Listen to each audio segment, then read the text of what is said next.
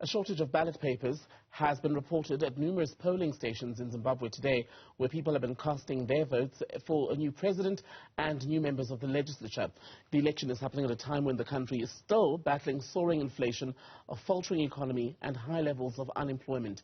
Let's talk about the situation in Zimbabwe now with independent political risk analyst Marisa Lourenço. A very good evening to you, Marisa. Grateful for your time. So we were reporting earlier about instances where people have not been able to vote or were delayed by many hours because of a shortage of some of the ballot papers, etc.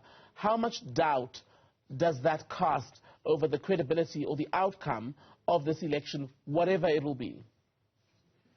Yes, it's very unfortunate because if we look at the two places where there has been a shortage of ballot papers, it's in the two main urban centers, Harare, the capital, and then Bulawayo. And this is where the opposition really has its biggest strength. It's quite popular in the urban areas, less so in the rural areas. So the fact that these two areas have been struggling with ballot papers today, and actually there were still reports about 15 minutes ago on social media still of people not having been able to vote all day. It does cast a lot of doubt over the overall credibility. It either shows that there is tampering in the ZEC, the Zimbabwe Electoral Commission, or it just shows them as being completely incompetent. And neither of those would be reassuring to voters in that they are delivering a credible election. And what does that then, where does that then leave the political situation in the country? Because we've seen repeatedly in Zimbabwe an election is held, the ZANU-PF wins, and then we see a court battle, for example, to challenge some of the issues around the election, be it instances where there weren't enough ballot papers, claims of intimidation we've seen in the past. But soon after that, then you also hear of violence, be it sporadic or more widespread, as in the case of a few years ago. Is the ground fertile for that sort of situation? I think yes, because I think that there is a lot of distrust in the state to hold credible elections. Having said that, I don't see it being, widespread, massive instability. I think we're set to see another 5 years of ZANU-PF, another 5 years of Mnangagwa. I think we could see, sporadic protests breaking out. But I think that what is really a defining characteristic of these elections is that there just seems to be very little faith in the state to deliver change. So that's a lack of faith in its institutions, which includes the ZEC.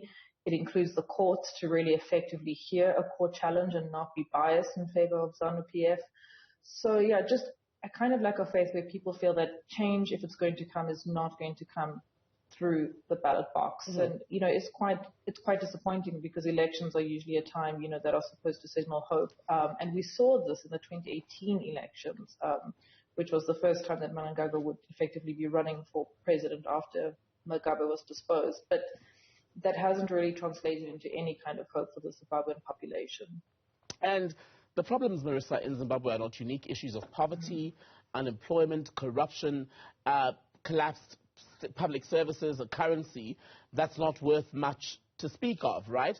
So as things stand, how does Zimbabwe bring itself back out of that crisis? Because it's a crisis that predates the Mnangagwa government, and if you speak to the people who are voting today and those who are in areas such as South Africa, the feeling is very much that change will likely never come. People have given up almost.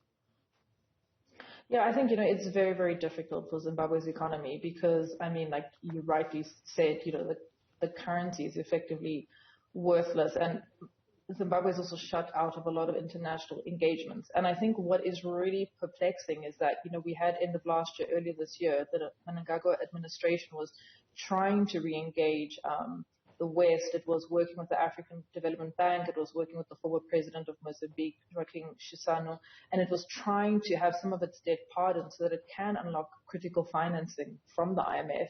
But then a few weeks ago at the Russia-Africa summit, it then comes out in favor of Putin's invasion of Ukraine. And this kind of haphazard policy making just doesn't serve it well, and it just shows that these efforts at re-engagement with the international community, particularly the West, are not really going to go well.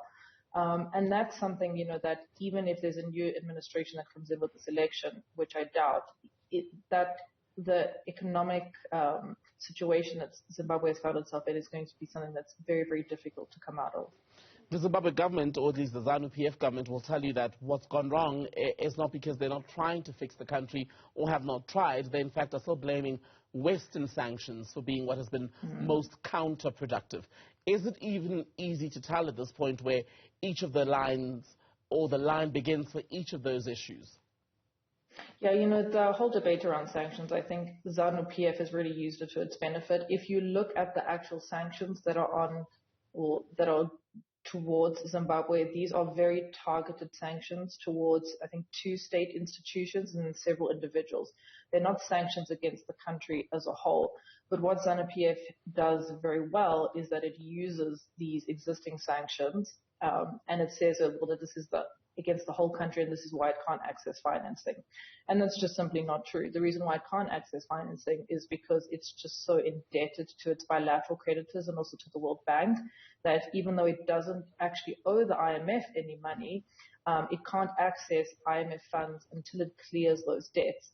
The other issue is that the IMF has made it very clear that there needs to be a serious commitment to political and economic reform in order even to begin to consider IMF financing, even if all the debts are cleared. And Zimbabwe has shown repeatedly, there's erratic policy making, especially when it comes to monetary policy and the economy. So sanctions are something that it really hides behind, but it's not really a fair assessment of what has gone wrong. The problems in Zimbabwe are internal, they're domestic, and they're not the result of any kind of foreign influence. Marisa Lourenço, good to speak to you. Thank you so much for your time tonight.